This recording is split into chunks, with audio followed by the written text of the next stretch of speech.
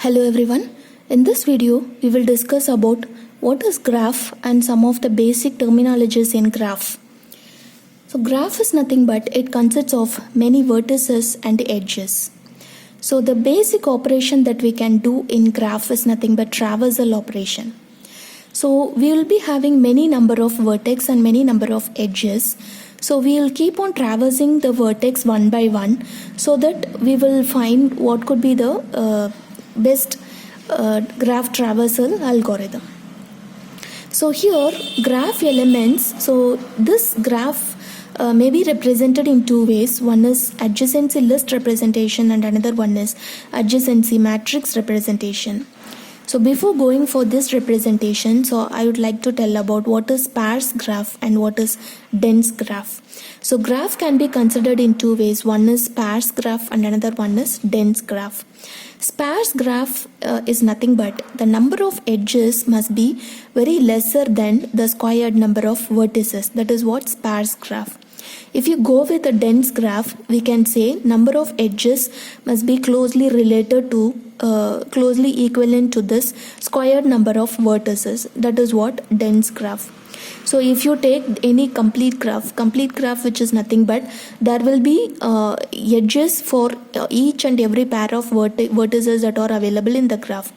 So we can say the complete graph also said to be the dense graph. If there are more edges which is closely related to the squared number of the vertices, we can call it as a dense graph. Okay, so coming to this graph representation, the first type is adjacency list representation. So how can we represent in this adjacency list manner?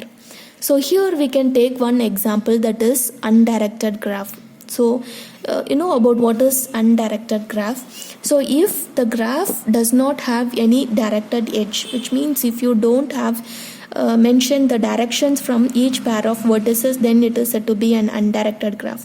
If you look at this, there are actually 5 number of vertices and it has some few edges. So how to represent this graph in adjacency list? So for each and every vertex we have, so we will be having some adjacency list. So if you take the first vertex, for first vertex, so what are all the edges we have?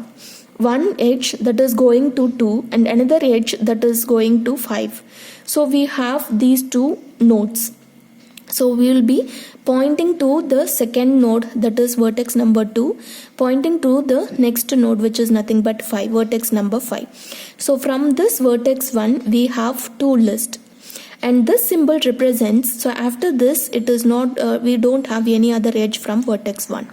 We have only 2 edges, one it is going to 2 and another one is going to 5. And from vertex 2 it has actually 4 number of edges, 1, 5, 3, 4. In any order we can write these number of vertex.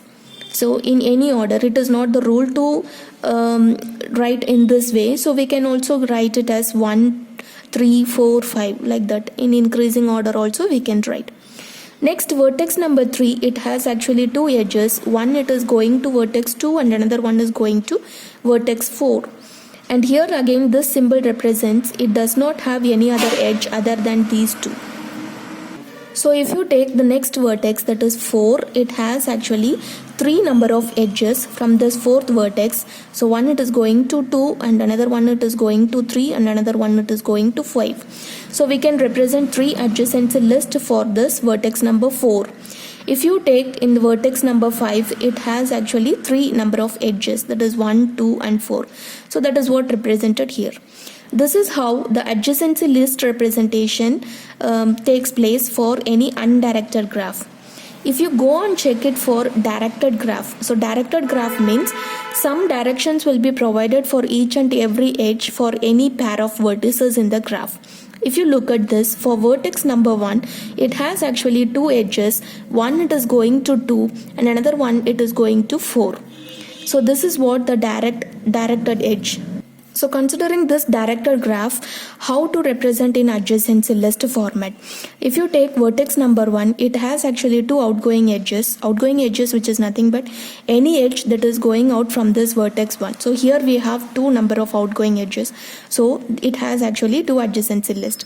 One it is going to 2 and another one it is going to 4.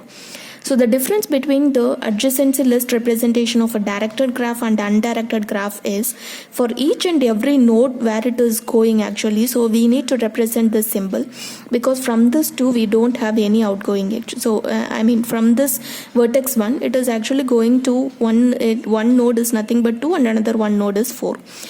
The next one from vertex 2 it has only one outgoing edge. Since it has another 2 incoming edge, we should not represent that one. We have to consider only the outgoing edge. So it has only one outgoing edge, that it is actually going to 5.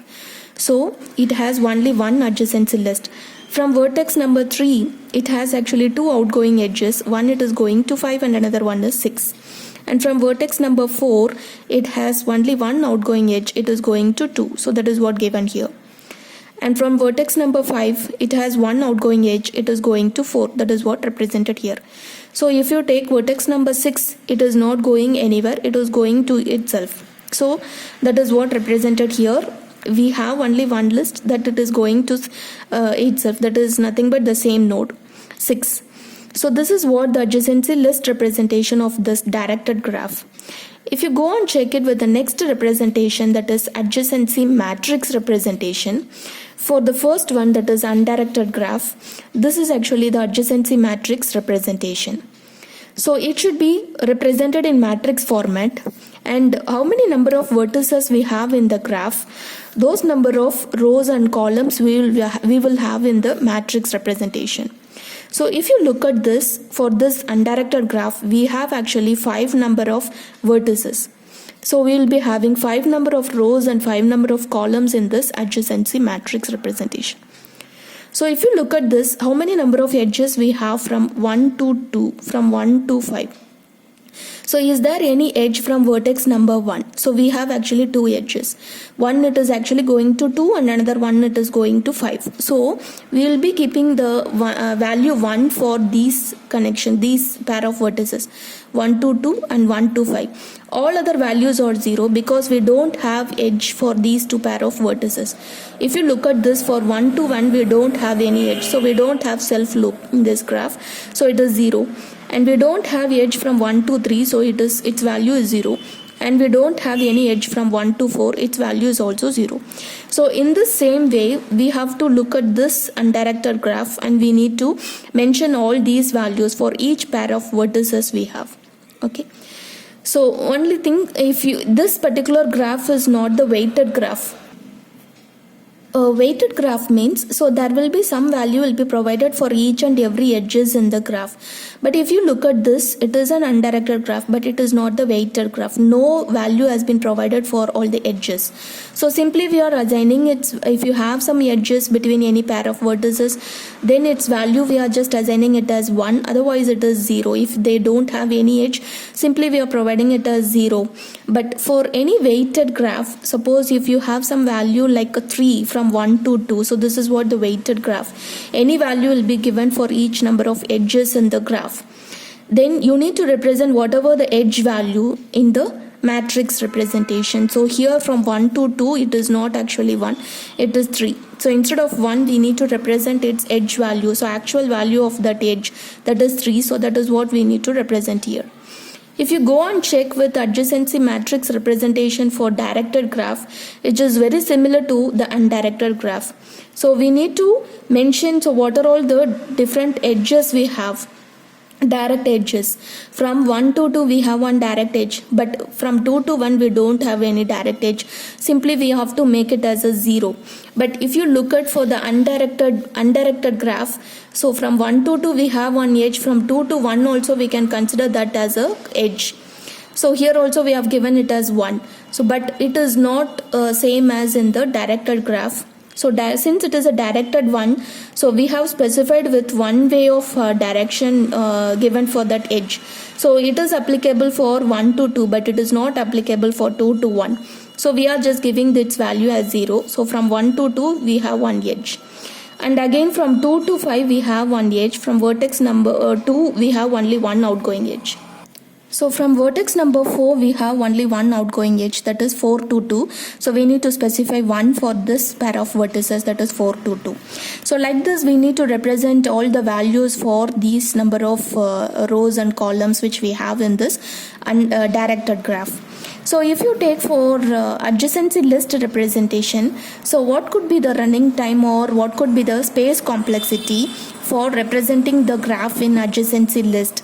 Sum of lengths of all adjacency list, which is nothing but twice the number of edges we have in the graph. So if you add all the number of adjacency list for this undirected graph, so the number of lists we have for this example 1, 2, 3, 4, 5, 6, 7, 8, 9, 10, 11, 12, 13, 14 number of list we have, so that is twice the number of edges. So if you consider the number of edges or 7 in this graph, so 7 into 2, that is 14. So maximum we will be having twice the number of edges. So in this representation, so omitting all the constants, so we can say theta of E is said to be the running time of this adjacency list. So what could be the space complexity of this adjacency list representation? Theta of vertices plus edges, V plus E, so that could be the space complexity. So one drawback we are facing in this adjacency list, so no quicker way of getting all the edges. So if you want to find out any particular edge, so we need to find out, we need to search from the vertex number 1 to the last vertex. So if you go with adjacency matrix, so we can overcome this drawback. So by seeing the values from the adjacency matrix, we can represent the particular edge value. So that is what the adjacency matrix representation. And coming to this adjacency matrix, the space complexity will be theta of V square, because we will be having V number of, that is vertex number 5 means then we will be having 5 number of rows and columns in the adjacency matrix. So we can represent V into V amount of space will be required, that is nothing but V square. So these are all some of the basic terminologies that we should know about graph. So then we can easily understand what is the graph traversal algorithms. So we will discuss the graph traversal algorithm in the next video. Thank you.